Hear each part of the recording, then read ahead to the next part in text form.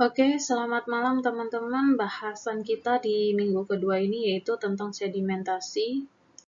Jadi apa itu definisi dari sedimentasi sendiri? Buat mudah mengingat ya, sedimentasi itu kuncinya itu ada di sini, pengendapan. Jadi partikel padatan ya, di sini ada di dalam air itu ada padatan solid ya.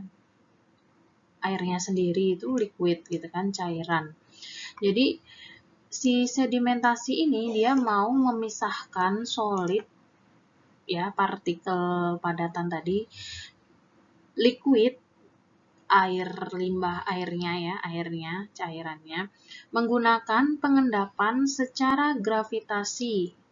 Berarti secara gravitasi ini kan dibiarin aja gitu ya. Semua benda itu kan pasti jatuh ke bawah ya kan, karena adanya gaya gravitasi ini. Sama halnya kayak padatan partikel yang ada di dalam air, dia itu kalau dibiarkan juga akan mengendap ke bawah gitu ya, karena ada gaya tarik bumi itu. Nah, untuk ya ini menyisihkan, jadi sedimentasi ini ya, pemisahan solid liquid ini menggunakan pengendapan secara gravitasi untuk menyisihkan suspended solid. Suspended solid ini ya si solid sama ini.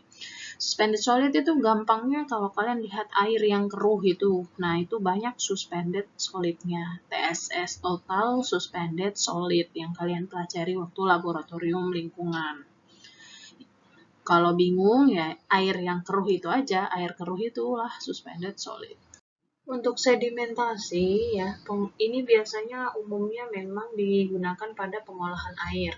Nah, sedimentasi sendiri ini terdiri dari dua tipe, ada sedimentasi 1 dan juga ada sedimentasi 2. Kalau sedimentasi 1 ya, tipe 1 ini dia untuk menghilangkan partikel-partikel yang besar biasanya, bukan besar-besar kali, tapi besar itu ukurannya mungkin kayak pasir gitu.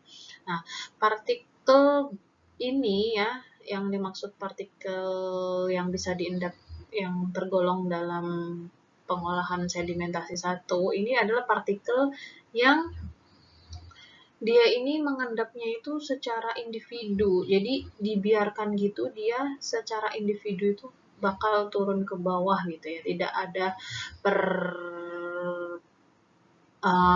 tidak ada bertumbukan dengan partikel-partikel lain.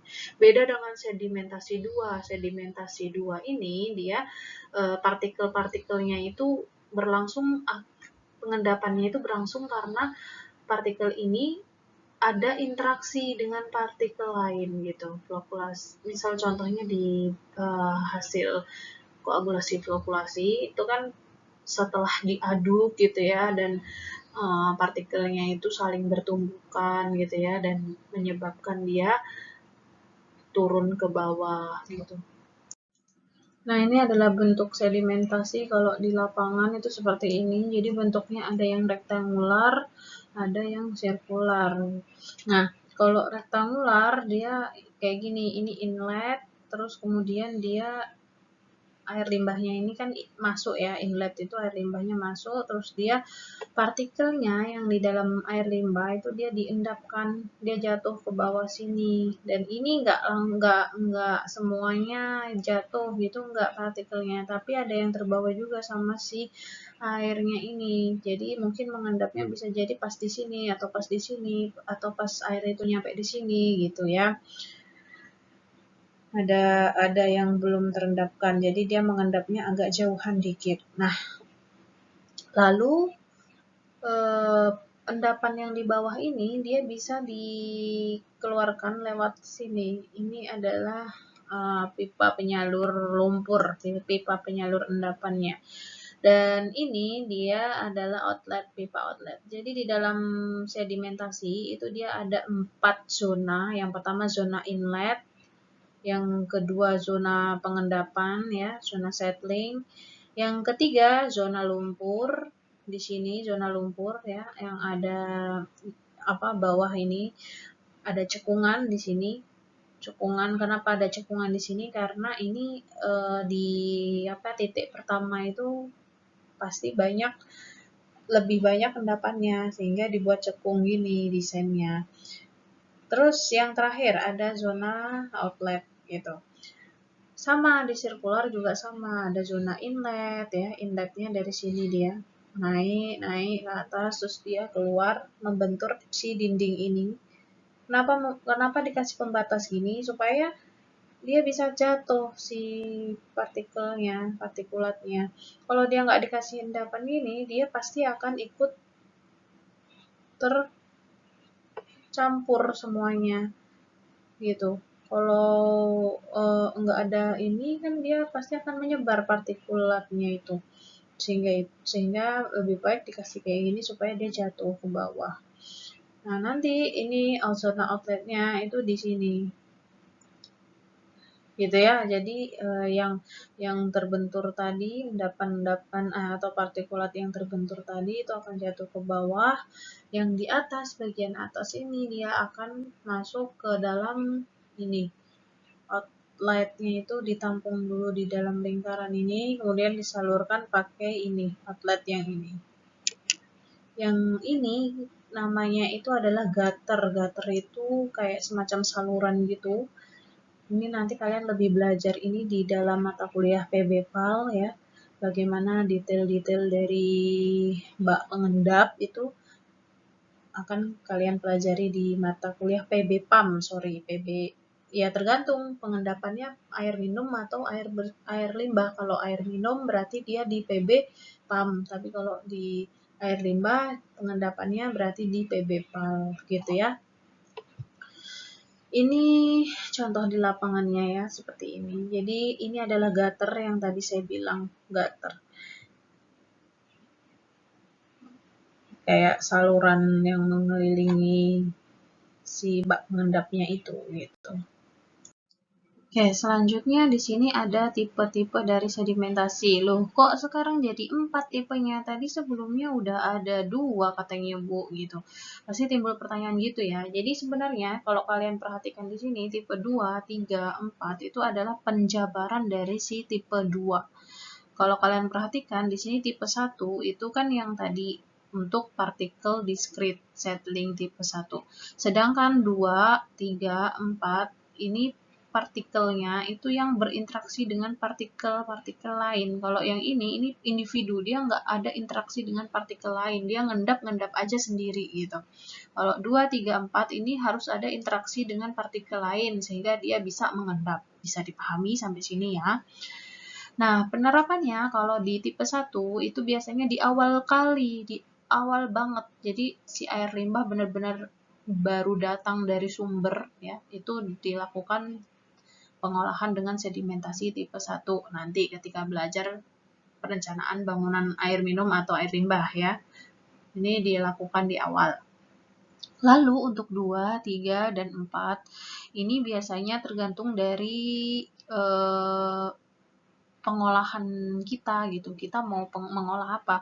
Tipe 2 ini untuk mengolah air minum. Jadi dia tipe 2-nya ini setelah proses koagulasi flokulasi, maka ada tipe 2. Terus tipe 3 ini untuk ngolah air limbah. Jadi di sini proses biologis ya, pengendapan pada lumpur biologis. Jadi yang mau diendapkan itu adalah mikroorganisme dalam proses biologis ini, atau bisa kita bilang lumpur aktif gitu ya. Lumpur aktif itu kalian bayangannya itu apa? Pasti bingung ya. Lumpur aktif ya mikroorganisme itu. Jadi mikroorganisme wujudnya, kalau kalian pengen tahu mikroorganisme itu wujudnya kayak gimana, gampangnya itu kita bisa melihat lumpur gitu ya. Lumpur itu banyak kandungan mikroorganisme.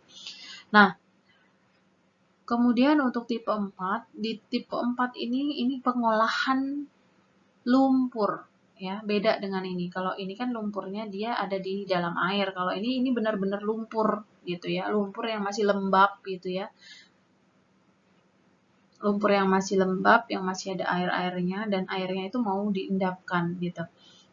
Secara fisik, secara morfologi, ini gambarnya itu partikel dari keempat tipe ini, partikel polutannya ya, partikel padatannya itu seperti ini.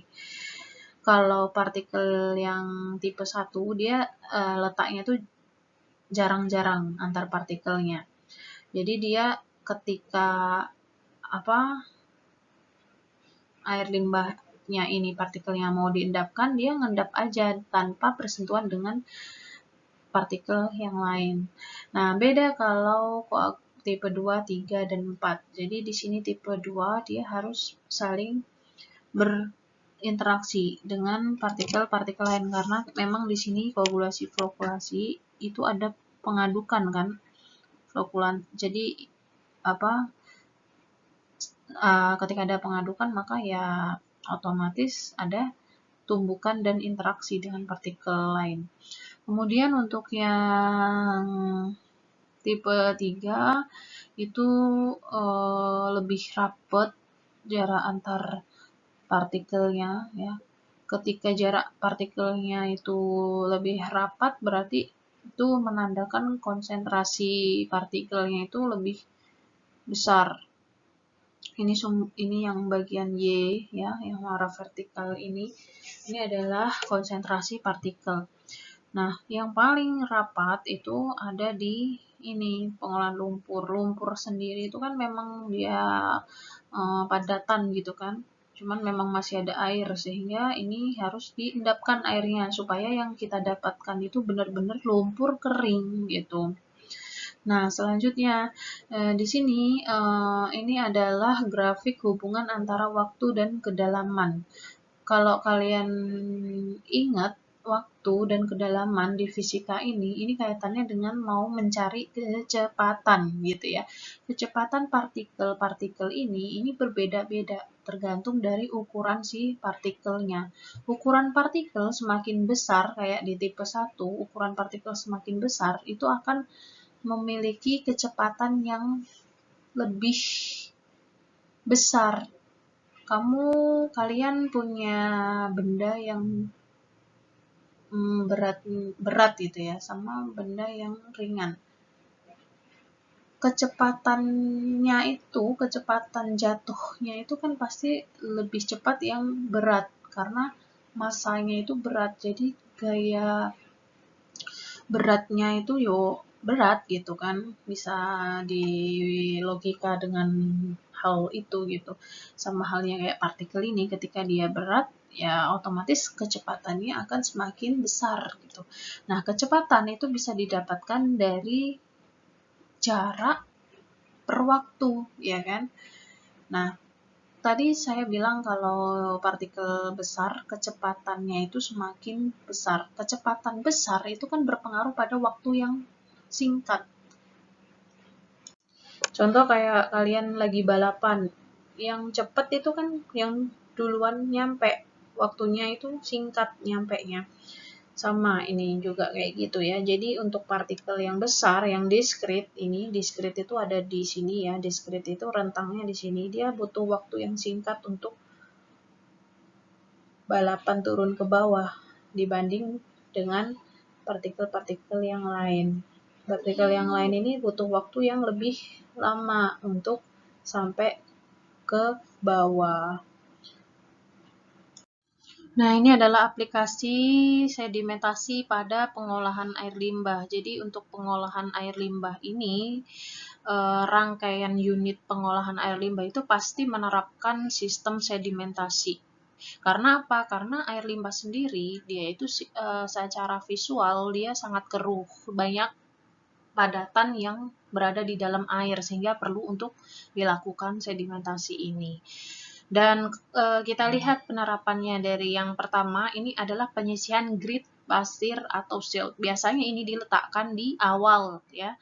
Untuk ini adalah penerapan dari tipe 1 yang tadi dijelaskan. Jadi kita gambarkan misalnya ini sedimentasinya. Nah, selanjutnya ini ada penyisian padatan tersuspensi. Jadi yang tidak terendapkan di grid pasir ya, di sini di tipe 1 kita endapkan di unit selanjutnya yaitu clarifier pertama gitu. Nah, kurang lebih gambarnya gitulah ya. Jadi sebenarnya ini tuh rangkaian dia itu ya. penerapannya itu adalah gabungan gitu dari beberapa unit tipe 1, 2, 3. Nah, yang di sini ini untuk biologis, penyisian vlog atau lumpur biologis hasil proses activated sludge pada clarifier akhir. Jadi ada clarifier akhir lagi gitu di sini. Dan ini di setiap unit ini yang tadi saya bilang dia menerapkan prinsip dari si sedimentasi ini. Nah, ini yang contoh penerapan lain ya, aplikasi lain untuk menyisihkan humus pada clarifier akhir. Di sini juga sama kayak yang biologis ini. Di sini juga untuk menyisihkan humus. Humus itu terbentuk ketika ada proses degradasi suatu padatan, ya itu menghasilkan humus. Jadi humusnya mau diendapkan. Nah, selanjutnya aplikasi sedimentasi pada pengolahan air minum. Oh ya, saya lupa tadi ya, untuk yang pengolahan air limbah itu setelah pengolahan air limbah biasanya itu lumpur-lumpur hasil pengolahan air limbah. Lumpur itu artinya yang sudah berada di bawah atau endapannya ya. Endapan dari proses pengolahan air limbahnya itu akan diolah. Jadi diolahnya itu di dalam pengolahan lumpur tadi gitu. Pengolahan lumpur yang tadi tipe yang sebelumnya dijelaskan adalah tipe 4 ya. Tipe 4 lumpurnya itu dikeringkan, dan dikeringkan itu bisa jadi dengan cara mengendapkan air yang ada dalam lumpur ya. Mengendapkan kan berarti ke bawah, atau dengan cara bisa jadi dengan menguapkan. Kebalikannya, menguapkan airnya gitu ya. Kan kalau ke bawah kan susah ya, karena mungkin karena tertahan oleh tebalnya si lumpur. Jadi bisa jadi dengan proses penguapan juga, kebalikan dari si sedimentasi ini. Kalau sedimentasi ke bawah, kalau penguapan tadi ke atas. Coba lihat morfologi di tipe 4 tadi ya, gambar yang partikel-partikel morfologi tadi itu yang arah panahnya untuk tipe 4 dia kan ada tuh ke atas. Nah, ke atas tuh maksudnya yaitu penguapan tadi. Oke, selanjutnya kita ke aplikasi sedimentasi pada pengolahan air minum. Nah, kalau pada pengolahan air minum ini biasanya dia dikombinasikan dengan unit-unit yang lain.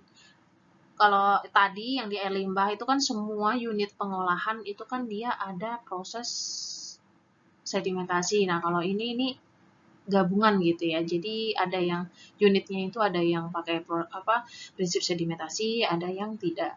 Contoh pertama ini untuk pengendapan air permukaan, khususnya untuk pengolahan dengan filter pasir cepat. Pengendapan air permukaan khususnya untuk pengolahan dengan filter pasir cepat. Jadi sebelum teman-teman itu melakukan unit pengolahan dengan filter cepat, ini ada baiknya teman-teman kan mau mengolah air permukaan. Jadi sebelum di sini kalian harus melakukan pengendapan dulu di awal. Pengendapan ini berfungsi supaya partikel yang besar itu dia jatuh ke bawah gitu.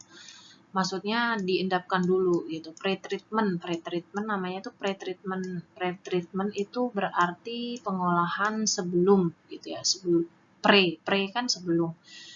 Nah, jadi harus ada pre-treatment ini gitu, dan pre-treatment inilah yang menggunakan prinsip sedimentasi. Nah, setelah sudah diendapkan ya, mungkin yang di sini kan masih ada bersisa untuk partikel yang nggak bisa diendapkan, yang tersuspensi kan masih ada.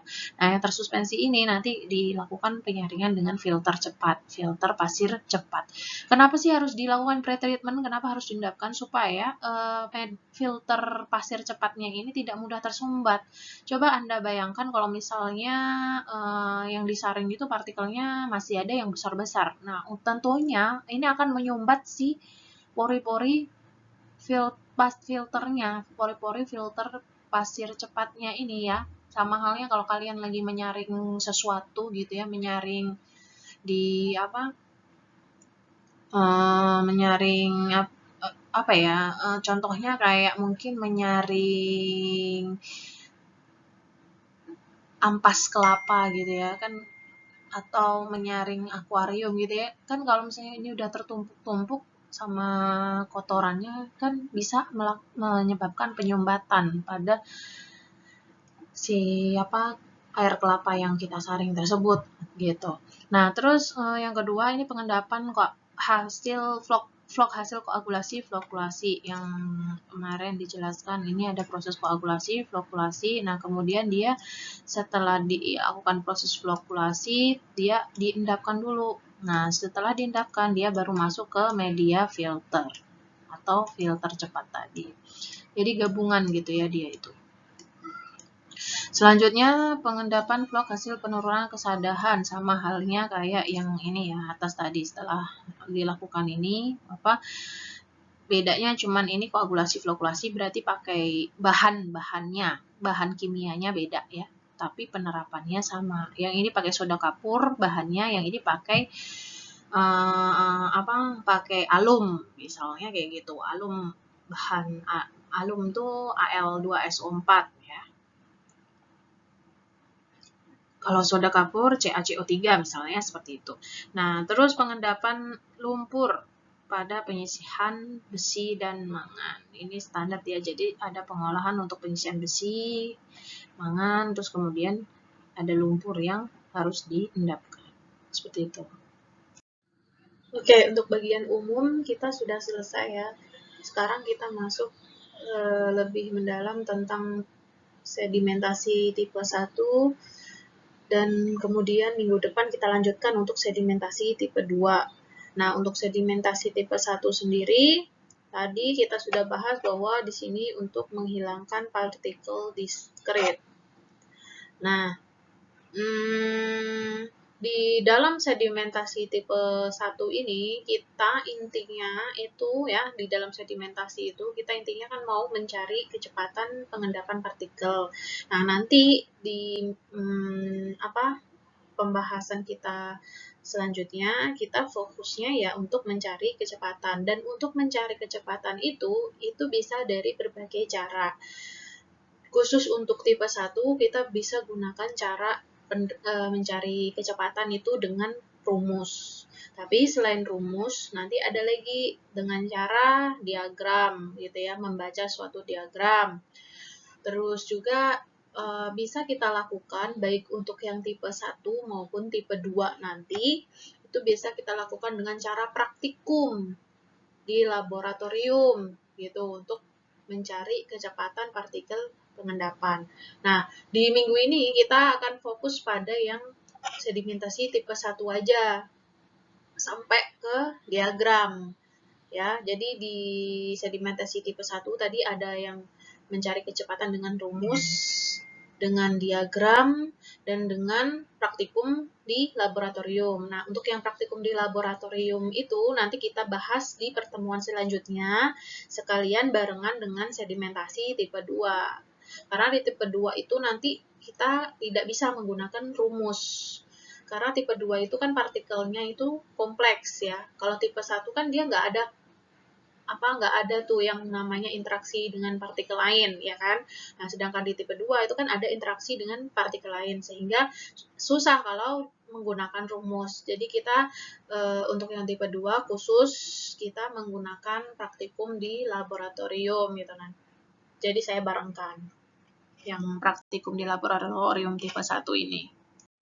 Oke, di sedimentasi tipe 1 ini ada sedikit hitungan khusus untuk sedimentasi tipe 1 ya, karena kalau sedimentasi tipe 2 itu nggak bisa menerapkan rumus ini, jadi saya tekankan ini rumus penerapannya hanya pada tipe 1. Inti dari rumus-rumus ini nanti itu sebenarnya untuk mencari kecepatan. Jadi ini kita mau menggiring pemikiran kita sampai nanti kita dapat kecepatan partikel. Jadi sebelum kita dapat kecepatan partikel, ini kalian pahami dulu si partikelnya itu sendiri. Jadi partikelnya itu, partikel yang mau diendapkan itu kan yang seperti yang saya bilang, dia punya gaya gravitasi karena dia punya berat ya. Gaya gravitasi di sini dia dirumuskan M kali G, massa kali gravitasi. Massa kali gravitasi di mana massanya, massa padatan, terus G-nya gravitasi yaitu 9,8 atau mungkin pakai 10 juga boleh. Nah, terus gaya apung ke atas. Jadi si gaya berat tadi tentunya ada perlawanan yang menyebabkan gaya itu ke atas. Jadi ada perlawanan dari sini ya. Selalu kan dalam prinsip fisika gaya itu selalu berlawanan. Jadi misalnya gini dulu ada gaya ke sini, pasti juga akan ada gaya yang ke sini. Dan besarnya sama, F aksi sama dengan F reaksi gitu kan. Selain dari kedua gaya tadi, itu ada juga gaya gesekan. Kalau dulu teman-teman belajar mekanika fluida, itu kan gaya gesekan tuh gaya yang disebabkan karena adanya partikel yang saling bergesek dengan partikel lain gitu. Beda kasus dengan mekanika fluida. Kalau mekanika fluida kan gaya geseknya karena ada gesekan antara air dengan dinding pipa mungkin ya, atau dinding penampang gitu, saluran ya kan. Nah, oke, saya nggak akan menjelaskan terlalu detail dalam rumus-rumus ini karena sebenarnya untuk mencari kecepatan sendiri kita bisa dengan praktek gitu ya, praktek langsung di lapangan, gampang itu, nggak berlibet kayak gini gitu. Intinya di sini yang kalian harus pahami dalam sedimentasi itu kan mencari kecepatan tadi, dan mencari kecepatan tidak hanya menggunakan rumus ini, ada yang lebih mudah gitu. Nanti ada caranya, saya tunjukkan bagaimana praktikum untuk menentukan kecepatan partikel, pengendapan partikel gitu ya. Oke, kembali ini gaya apung ke atas, ini sudah diketahui di sini ya, keterangannya kalian bisa cek aja sendiri, kalau saya bacakan terlalu lama. Nah, ini CD mungkin yang harus ditekankan, karena kalau yang lain kan kalian udah paham nih, massa, densitas, kecepatan, luas penampang. Kalau nggak tanya boleh nanya pribadi ke saya ya. Sekarang ini faktor gesekan ini bisa nanti kita hitung, ada rumusnya untuk mencari CD tergantung dari nilai NRE. NRE sendiri kalau kalian ingat di mekanika fluida, laminer, turbulen gitu ya, transisi. Nah, itu NRE itu untuk menentukan nilai CD-nya nanti. Jadi berdasarkan si NRE-nya itu. Nah, di dalam sedimentasi tipe 1 ini, dia itu kenapa dia bisa bergeraknya itu tidak bertumbukan satu sama lain, atau tidak yang tadi sebelumnya itu tidak berinteraksi ya. Kata lainnya tidak bertumbukan ya. Itu karena kecepatan pengendapan partikelnya itu konstan, dan kecepatan pengendapan yang konstan ini disebabkan karena ini massa partikel yang menyebabkan adanya gaya drag itu diimbangi sama gaya impelling atau resultan gaya berat partikel dan gaya apung. Gaya impelling itu dirumuskan seperti ini. Gaya impelling itu gaya yang ke atas itu ya, gaya yang ke bawah itu tadi kan, kalau partikelnya itu kan kayak gini ya. Ini gaya ke bawah itu dia dikurangi dengan gaya ke atas. Gaya ke bawahnya itu kan M kali G ya kan. Tadi M sendiri itu adalah rho kali V ya. Rho kali volume kali G juga gitu kan. Nah, ini kan kalau kalian lihat rumusnya ini kan udah ada nih. Nah, ini sama ini itu tandanya harus berbeda. Yang seperti yang di sini. Berarti yang di sini yang plus itu yang gaya ini, gaya apungnya ya. Gaya apungnya plus gaya apa gravitasinya minus gitu. Arahnya aja. Ini dibolak-balik bisa juga gitu. Dibolak-balik juga bisa. Mau yang plus ini ya, baru yang minusnya yang apung juga bisa.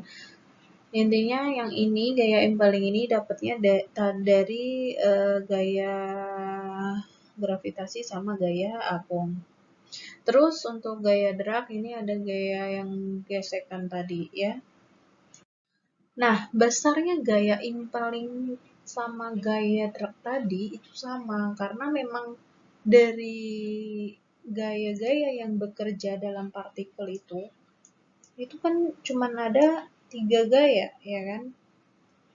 Gaya yang ke bawah itu gaya gravitasi, yang ke atas itu gaya apung sama gaya drag gitu kan.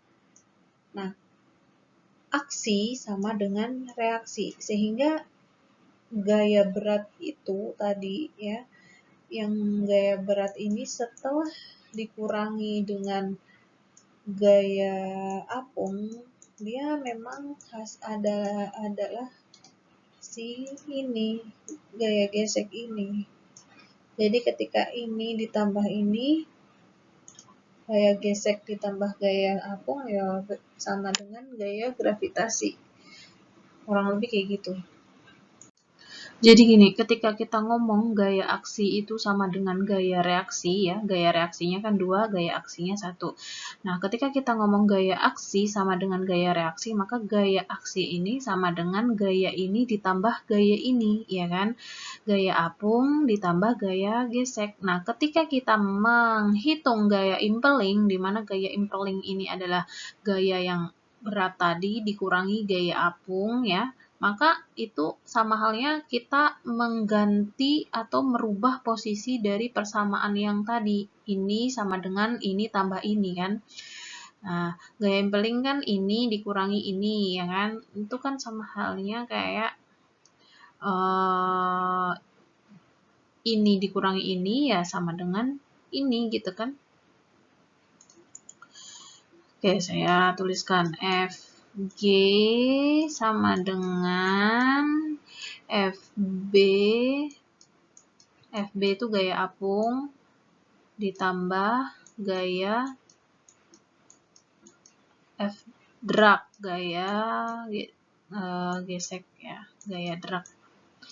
Nah, ketika gaya impeling tadi itu adalah apa? Gaya gravitasi dikurangi gaya apung, maka ini sama halnya kita memindah persamaan ini toh, ya kan?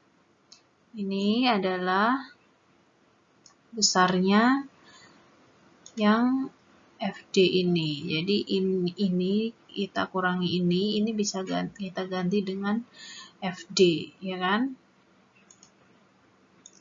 FI, F impelling sama dengan FD dari sini. Ya. Setelah dikurangi, itu kan hasilnya ini. Dirubah-rubah rumus saja. Nah, ketika kita tulis persamaannya menjadi lengkap, maka kita dapat VS.